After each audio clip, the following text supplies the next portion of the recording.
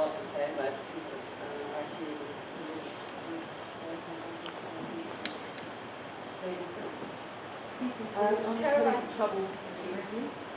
Caroline Stacey is one of Australia's leading innovative stage directors with a formidable reputation for her work in opera and theatre production. As artistic director and CEO of the Street Theatre, she has led a transformation of the street into a vibrant creative hub for Canberra for its professional and independent artists.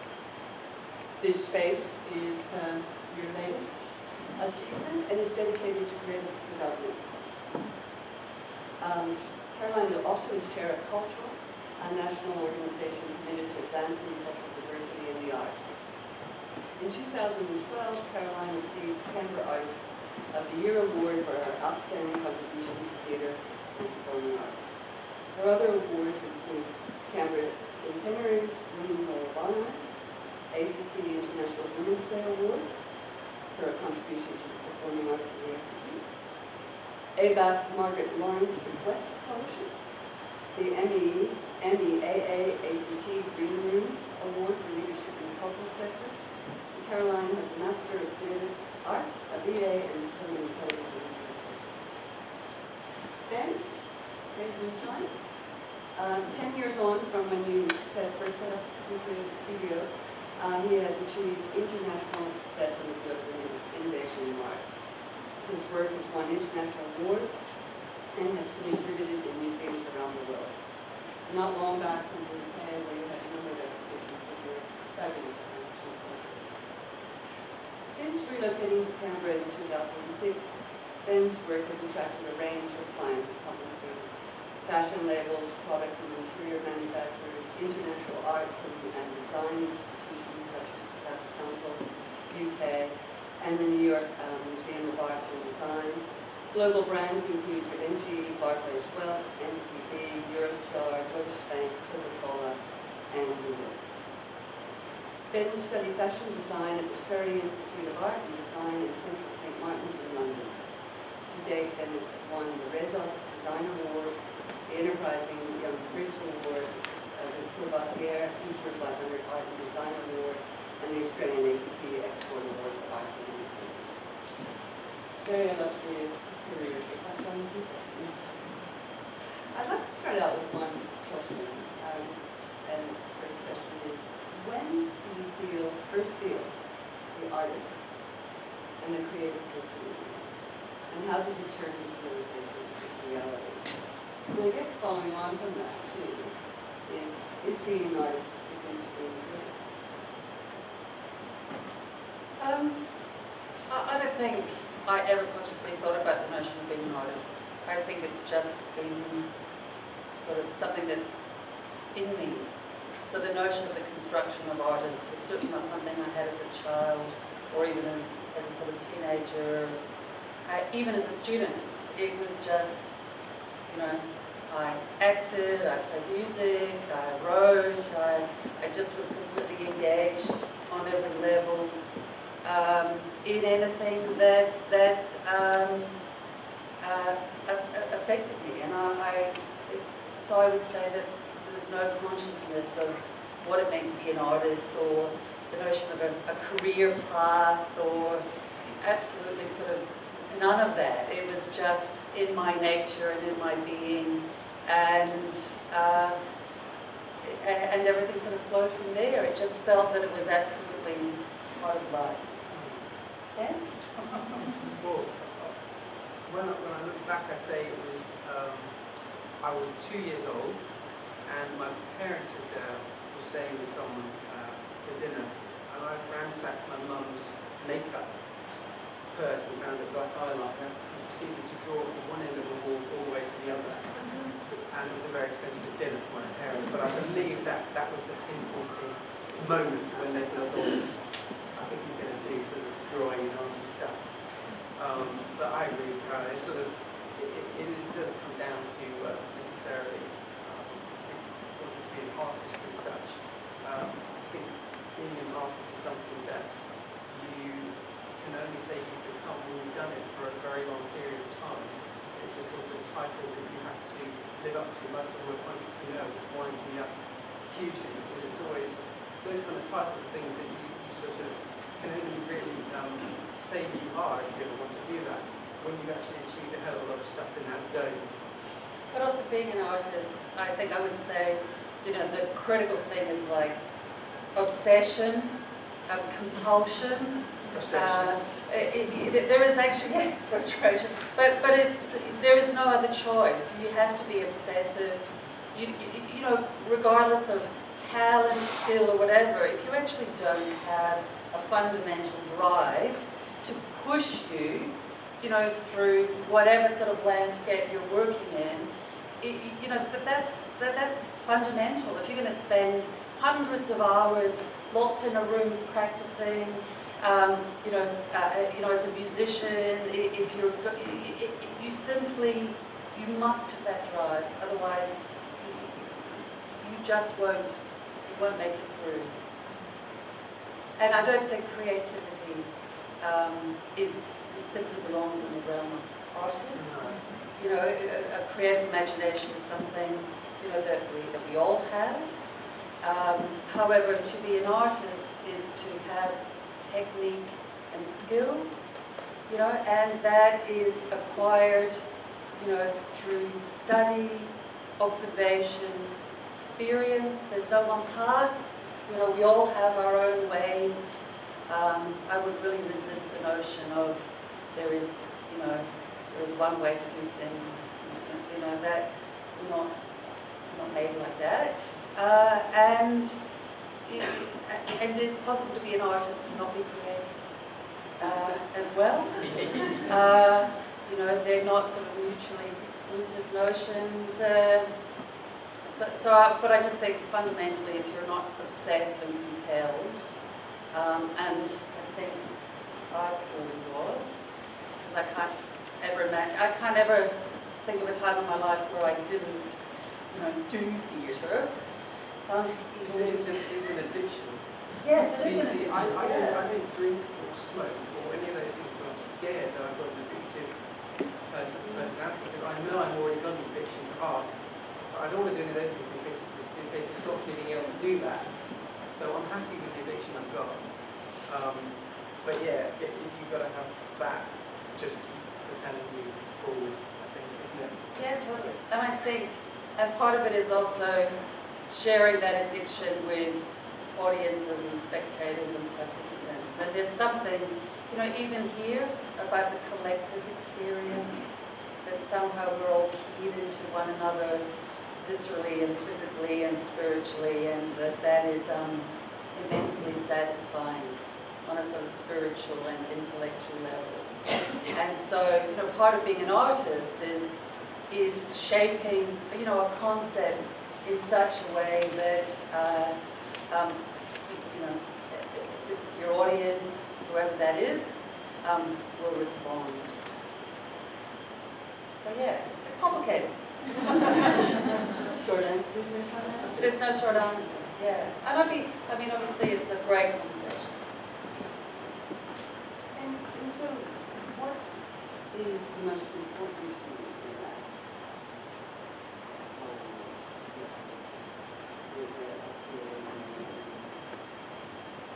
I would say satisfaction is a major driving force. It's always like the reason you set out to climb whatever mountain you're about to climb is to have satisfaction of achieving the end result. You can kind of get a glimpse of it in your mind, what you could possibly achieve, and that drags you towards the end result, basically. And hopefully you'll get satisfaction from achieving that, and then once you've done that, you can do it again. That's in a nutshell. And there is something about discovering what energizes you in whatever your sort of creative endeavor is, what gives you energy, and also what diminishes your energy or takes away from it. And I think that's part of figuring out what works for you as a creative artist and what doesn't. And I think, you know, the worst thing is to be sort of bored by what you're doing because, you know, there is absolutely no life or energy in it, and I think it's critical, you know, and it doesn't matter how it's framed and within what sort of business environment, it's critical that you really work to where that energy is. And that, you know, that can be and it's not a static thing, obviously, either. I mean, for me, because I work in collaborative arts, you know, it's not, you know, I can't really direct a work by myself or be the artistic director of my life, but not necessarily a, you know, there has to be some sort of organisational structure there. But, you know, loyalty is really important to me. You know, the things that are important to me are really around process and how I work. Loyalty, trust, because those things are critical to the realization of any idea. And of course, you know, you want to remove fear. We want to get rid of those lists of all the things that could go wrong, and just have the courage to pursue that which, you know. When you go into any new project, you know that it's going to be a nightmare, but for some reason you don't even think about that when you go in. And during it, it's usually quite painful, annoying, frustrating. You only get that satisfaction at the very end, you know, knowing that you've overcome all that crap along the way. But for some reason we ignore that at the very beginning. You must get to the end result, and you forget that you have to go through hell. But I also have a place, even before I get to that, where it's like I tiptoe around the experience. I tiptoe around the project I'm going into. You know, I look at it from lots of different angles.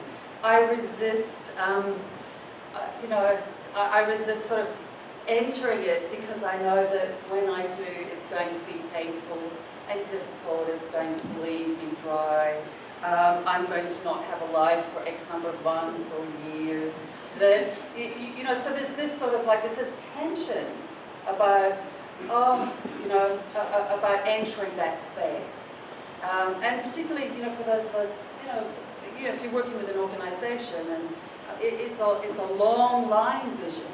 It's not, you know, it's not about instant success, you know, tomorrow or whatever. It's, you know that you know that you're just going to have that obsessive compulsiveness and give yourself to it. And it's hard. So there is that moment of like, oh, I'll just not look at it, and I'll just forget about it, and I'll try and do, you know, practical, ordinary things. Yeah. And how do you want to make a difference, or how do you think you make a difference? I'd say, you know, a lot of creativity, the output from creativity is often got its roots in entertainment of some sort. You're sort of creating something that's going to resonate with people, and they're going to walk away with something positive. You know, they've seen something they've never seen before. They've enjoyed something, they've laughed, of course, enjoy their lives, even for a small moment or whatever. That, I think, is the end result of doing most creative type of things. What's the question? How do you think you make a difference, Yeah. or do you want to make a difference? So in a small, short-term way, I think that's what I certainly try and do. But it's nothing on a grand scale. I think, personally, I would like to do stuff in my work that makes a much bigger difference. But to get there, you have to achieve so many things in this kind of world we live in order to get to a place where you can actually be able to do that. So it's almost like you set yourself a number of phases. The way I've done it is to sort of establish myself, sort myself out first, get myself, you know, able to be in that position down the track. So you can actually do something that actually gives a reason for spending your time beyond just, you know, earning money and having, you know, good press written and stuff like that. So that's just ticking boxes until you can do something really worthwhile.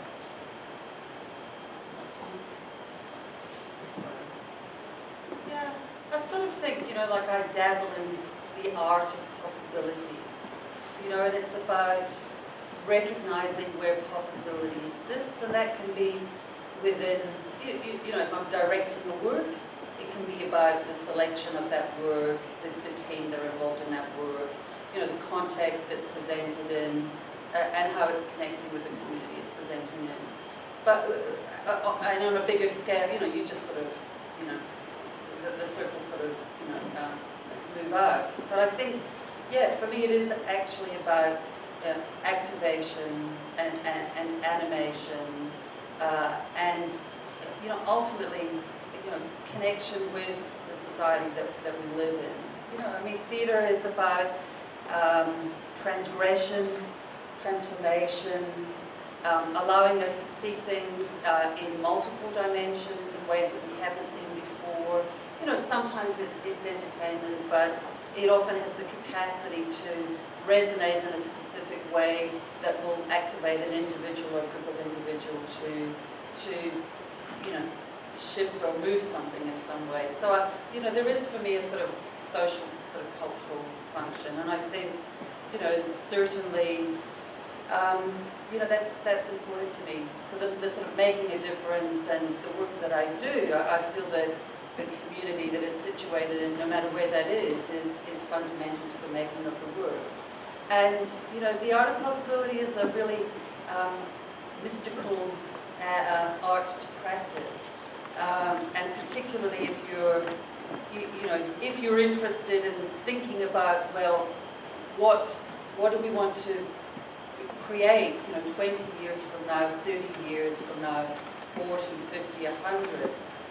You know, it's that thing of sort of like as an artist sort of planting those seeds and things that you may not actually see the results of in your lifetime, but that it's very much about you know, that notion of seeing where the sort of spaces are and filling them.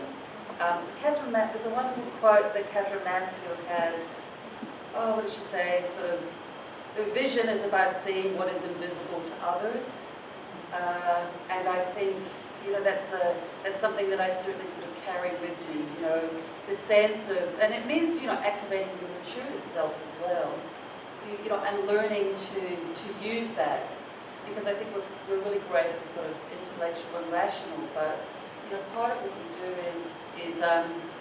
is really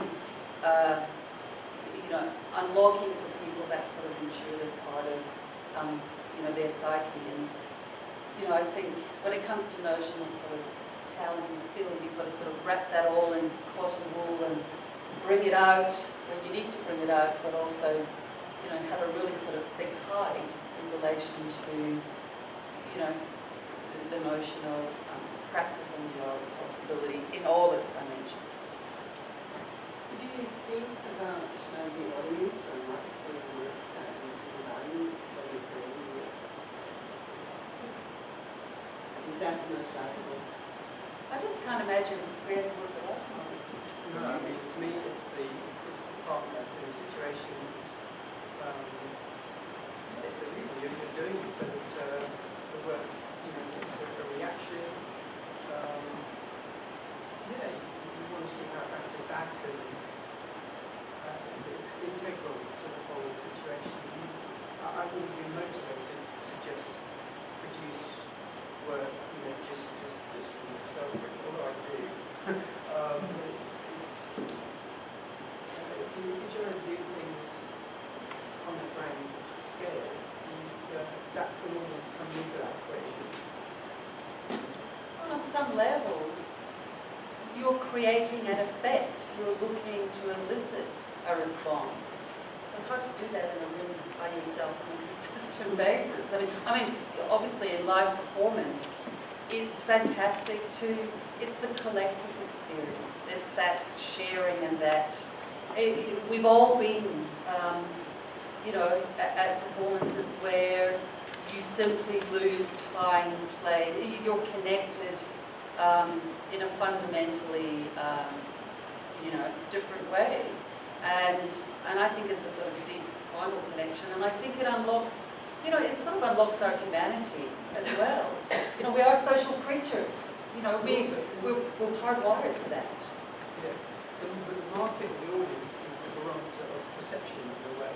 You know what people are expecting in a way. You know when people go and buy a T-shirt, they expect T-shirts look like a T-shirt. So it's you have that to play with creatively. When people go and see a show, they may understand certain things that they're going to expect from the show, but you're able to come up with other things that surprise them.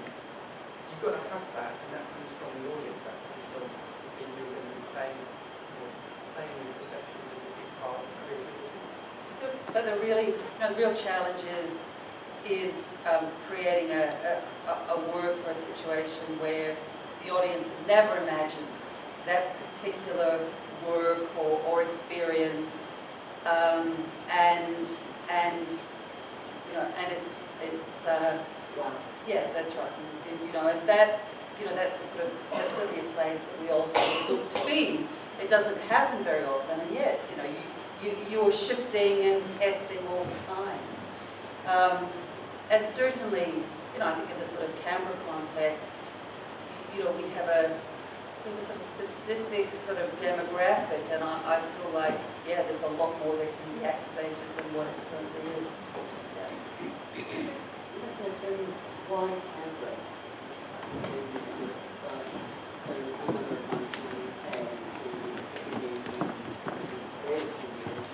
Yes. But what are there different challenges in particular?